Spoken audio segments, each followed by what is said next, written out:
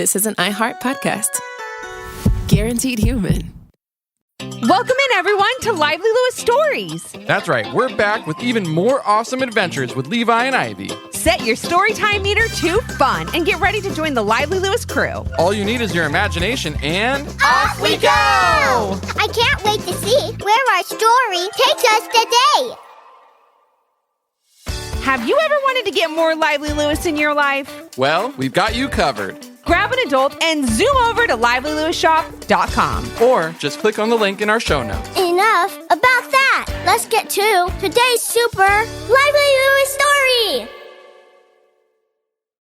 The story you're about to enjoy was inspired by S4E21. Thank you so much for your amazing idea.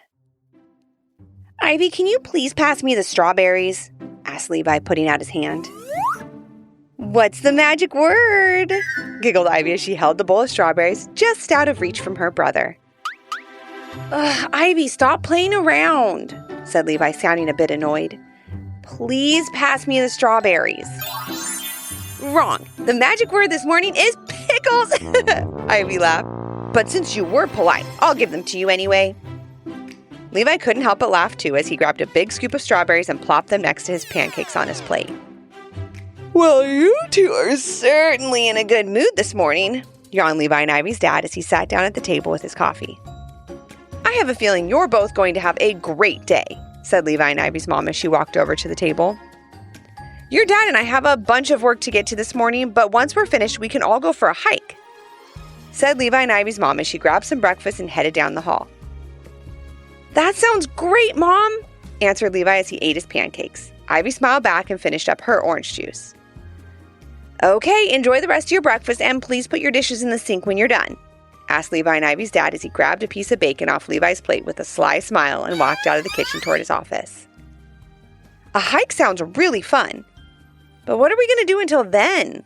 Asked Ivy. We'll think of something, said Levi. They were sitting by an open window in the kitchen, and it was then that Levi and Ivy heard a noise outside. It sounded like rustling, and that rustling sounded like it was coming from the bushes just under the window. Levi and Ivy were both very curious to see what was making all the noise. So Levi slid up the screen on the window, and he and his sister put their heads outside to take a closer listen. What could it be? Whispered Levi, not wanting to scare whatever it was.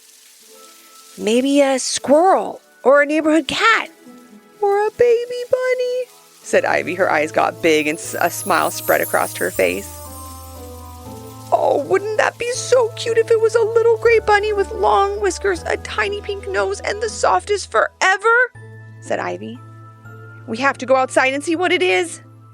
Okay, replied Levi. But if it's not a baby bunny, don't get all upset.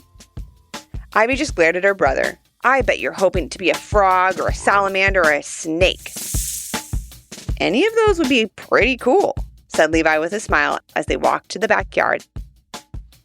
Still in their pajamas, Levi and Ivy tiptoed barefoot through the cool green grass toward the window where they heard the rustling.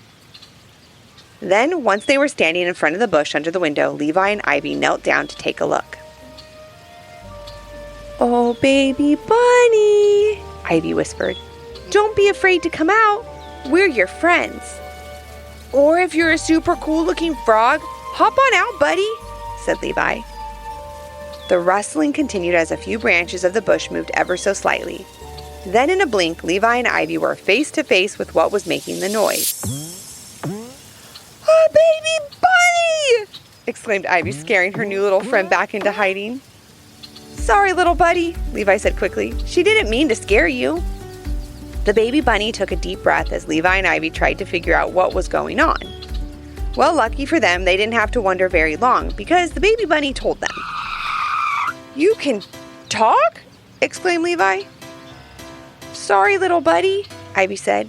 He didn't mean to scare you. Yes, I can talk, and I'm so glad I found both of you. We need your help, said the baby bunny. Myself and all the animals in the forest behind your house are in danger, and some are even hurt. I have so many questions, began Levi. What's the danger? Who's hurt? How did they get hurt? And where did you learn to talk? We don't have time for all those questions, answered the baby bunny. It would just be quicker if you saw it all for yourselves and talked to the other animals too." "All the animals can talk?" shouted Levi and Ivy in a whisper. "Mom was right. We are going to have a great day," said Ivy. "My sister and I will do anything to help the animals in need. But first we have to change and put some shoes on," said Levi. Then he and Ivy told the baby bunny they would be right back and raced into their house. They shouted to their parents that they would be playing in the forest behind their house and they would promise to be careful. They quickly threw on whatever clothes they could find and ran back out the door.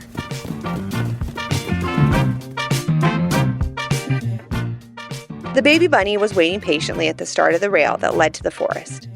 Levi and Ivy couldn't wait to help the baby bunny and all the animals in the forest, and quickly made their way down the trail. As they did, the baby bunny told them what had been going on in the forest and why she and the other animals needed their help.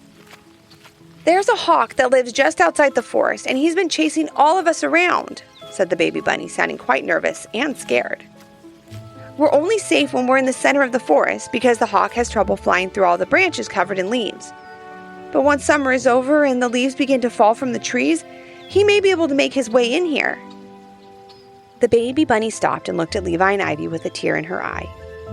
"We're all just scared," said the baby bunny, "and we don't know what to do." "We understand," said Ivy reassuringly. "You and all the other animals want to feel safe in your home, and we're here to help." At that moment, a little mouse ran across the path and stopped in front of Levi and Ivy and the baby bunny. "Thank you for bringing help," said the mouse to the baby bunny. "You're just in time. I saw the shadow of a hawk flying over the trees this morning." Levi and Ivy said hello to the mouse as more and more forest animals popped up to see who had come to the forest to help them. And it was then that Levi and Ivy noticed something very quickly. None of the animals were hurt. Levi and Ivy turned to the baby bunny asking where the hurt animals were. The baby bunny just looked at the ground and sighed. "You both seem so kind. I knew if I said some animals were hurt that you would definitely help us," said the baby bunny. "I'm sorry I lied to you. I just couldn't risk you not coming along. We really need your help." And before Levi and Ivy could say another word, the mouse spoke up. "We may not be hurt, but we're all more than a little scared," said the mouse. "And that's the real reason we need your help. We need to figure out how to deal with the hawk before one of us does get hurt." "We understand," said Levi. "But from this point on, no more fibs," said Ivy. The baby bunny and mouse nodded their heads and filled in Levi and Ivy on what has been going on recently. Anytime any of the animals ventured just outside the heavily tree-covered part of the forest, a giant red hawk would fly at them and chase them around. Thankfully, the animals were quick and always managed to get back to a safe spot. The hawk would fly away, but it would never go too far. Levi and Ivy looked at each other after hearing from the forest animals. They knew what they had to do. One way to start to solve a problem is to hear both sides. They had to talk to the hawk. They told their new forest friends to wait there and they would be back soon. "Hopefully we can find out why he's been chasing you and let him know how scared it's making all of you," said Levi. "Then once he hears that, hopefully he'll change his ways and you can all go back to living in a peaceful forest," said Ivy. As she and her brother said goodbye to all the animals, they walked over to a small pond that was located on the edge of the forest. The tree cover was not very dense there, so they knew they had a good chance of seeing the hawk. And they were right. As soon as they stepped out from the shade of the giant trees in the forest, a shadow filled the sky above their heads. Then, in a matter of seconds, a giant red hawk was standing in front of them. He looked very confident, covered in beautiful rusty feathers, and was quite eager to find out all about Levi and Ivy. "What are you doing here?" asked the red hawk. "I didn't know there were humans living in the forest." "Hi, I'm Levi, and this is my sister Ivy," said Levi. "We just live over there on the edge of the forest."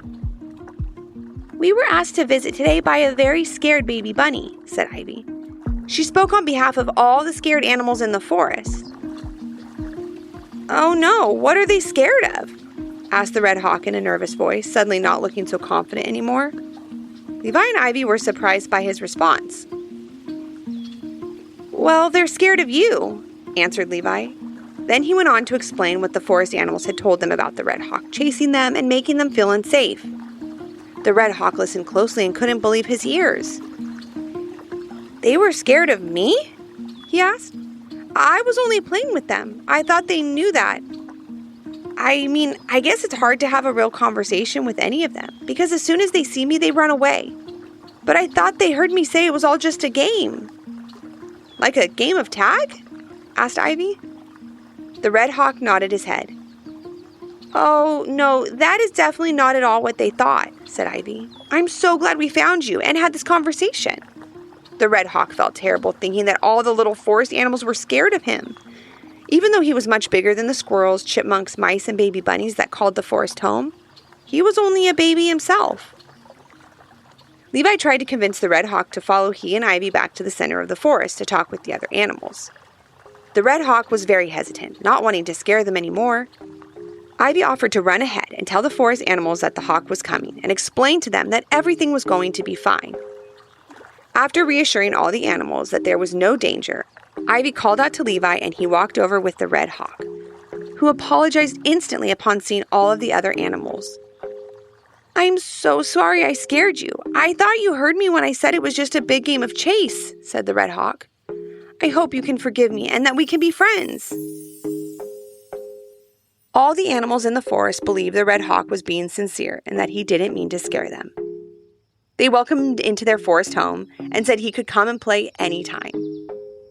As Levi and Ivy watched the animals becoming friends right before their eyes, they knew they had done something really special. They said goodbye to the baby bunny, the mouse, the red hawk, and all the other animals in the forest before they headed back home. When they got there, their parents were sitting on the back deck, each enjoying a glass of lemonade.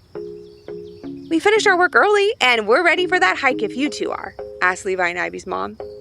"We sure are," Levi said as he smiled at his sister. "Oh, wow," called out Levi and Ivy's dad as he pointed toward the sky. "Look at that red hawk. It's huge." Levi and Ivy turned their eyes to the sky and watched as the red hawk soared overhead. And as they looked a little closer, Levi nudged Ivy and said in surprise, "Do you see that?" Ivy nodded her head. "I can't believe it," she said with a huge smile. "That is so cool." And as Levi and Ivy's parents went inside to get ready for their hike, the red hawk dipped a bit lower so Levi and Ivy could get a better look at what they thought they had seen. It was the baby bunny and the mouse sitting on the back of a red hawk as it glided through the air. Now they were all friends, and it was all thanks to Levi and Ivy. Thanks for joining us today. We hope you enjoyed the story and learned a little something too. And since we know everyone has their own story, we'd love to hear yours. If you have an idea for a Lively Lewis story, leave a comment on our Apple Podcast review page with 5 stars, your idea, and your little one's name. Then maybe our next adventure will be with you. Until our next Storytime Hangout. Thanks for listening. We can't wait to share another fun Lively Lewis story with you. This is an iHeart podcast. Guaranteed human.